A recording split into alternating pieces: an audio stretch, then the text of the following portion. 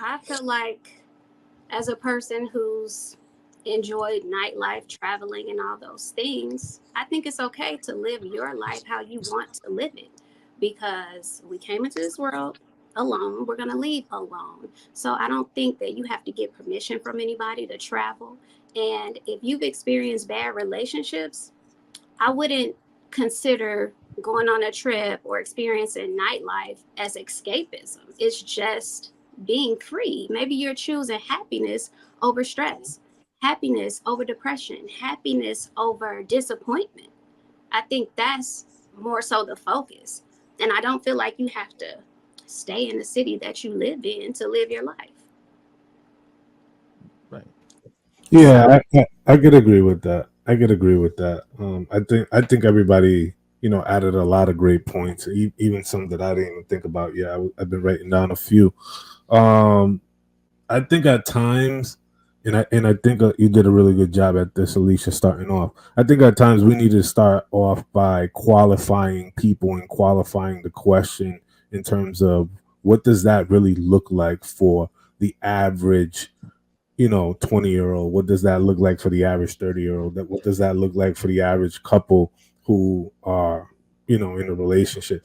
Like there are all these different pockets that look like for the average couple who are it looks different. So I always like to say, how do we qualify that?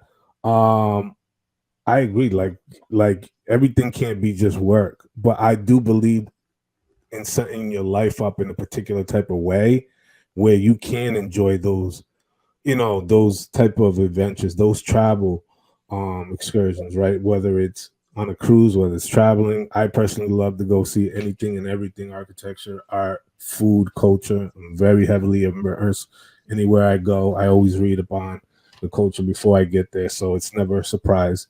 um and but that's just me. Everything else is just extra because those things that I could do here, but you experiencing and walking among the people, that's a completely different kind of experience. So I would say, you know, travel at your leisure, travel in groups. I mean, I know now they have all these like solo trip where they curate experiences with other like-minded individuals who like to travel and like to go into particular locations and do certain activities, whether it's hiking, whether it's surfing, whatever the case may be. I think there is something for everybody, right? And I think that it allows us to become much more well-rounded. Because unfortunately, what we tend to hear as I sit back listening very actively, a lot of people are very poorly cultured and understand what's really happening outside of their borders because they become so comfortable in in being mediocre. It actually takes time and effort to try to learn something new, especially about a culture or region or religious a religious set group of individuals outside of your personal comfort zone. And I don't think that there's any greater vehicle out here than there is compared to traveling. Okay. What are the benefits of being single at this stage of life that are often overlooked?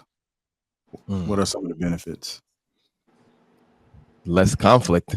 You have less conflicts in general, just less compromising to do, less sharing. You get to be selfish without it being a negative thing. Um, you can kind of make decisions without having to consider when there's like an expression where it's if you want to go fast, go alone. If you want to go far, go together. So it really depends on what your strategy at life is. But if you want to be able to do things quickly and swiftly, you can do that when you're single, for sure. Huh? I can, well, I mean, I think there are several benefits, but it's definitely relative to who you are as a person. So I think, like, what I'm wondering is what are the benefits of being in a relationship other than, like Louise stated earlier, which is definitely a good benefit, right? Communicating or having someone on your team to confide in. But, like, what is it that women should be valuing about relationships that are like that make people wonder or assume that we're pretending to be happy? Good What's the question. benefit of having a man? I couldn't answer that.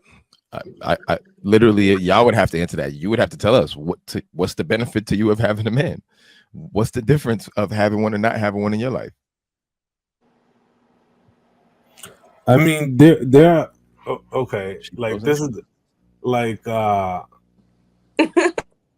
think like opposites. We're not symmetrical, right? The things that you find attractive in a man are not the same things that I find attractive in a woman.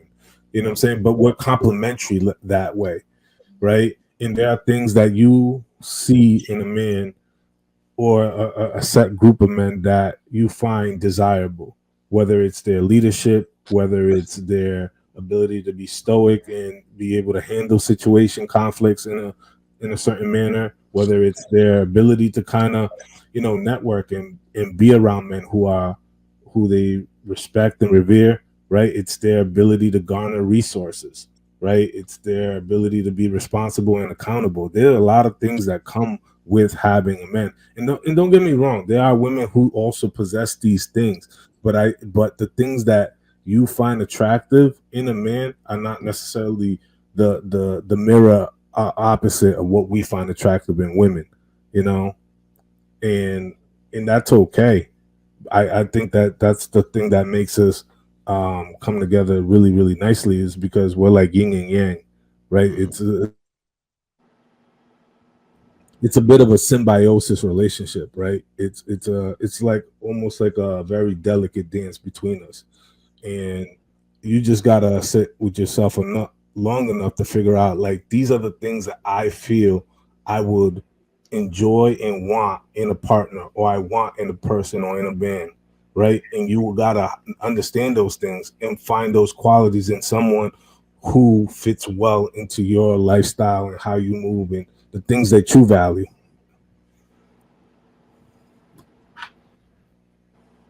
So, Alicia, did But, he answer the question? well, unfortunately, it cut the first bit of it cut out. I was having connection issues, but um, I hear what you're saying, and I guess to be more specific, like men know that one of the benefits of having a wife is someone to reproduce with, right? Sure. Um, Traditionally, right, someone that'll take care of the home, rear the children, cook and clean. That's like a very traditional, archaic view of it, but that's one of the known benefits of it. And I guess what I'm looking for is like the benefit other than Oh, characteristics of a specific person that traditionally, it would be providing and how protecting. when I'm sorry, Traditionally, if you're talking about traditionally, it would be providing and protecting and right. guiding leadership. So that would be the benefit. So now that we live in a day and age where we don't necessarily need a man to, and don't get me wrong, because I love the idea of a relationship and do want a man. It just hasn't worked out that way. I've had men, but now that we live in a time where women don't need men to provide, right? Um, I'll say we always need them to be protective, but providing is a big, big part. What would now be the benefit of us having men, especially at this age, over 30 in our lives, if we have all of that under control for the most part?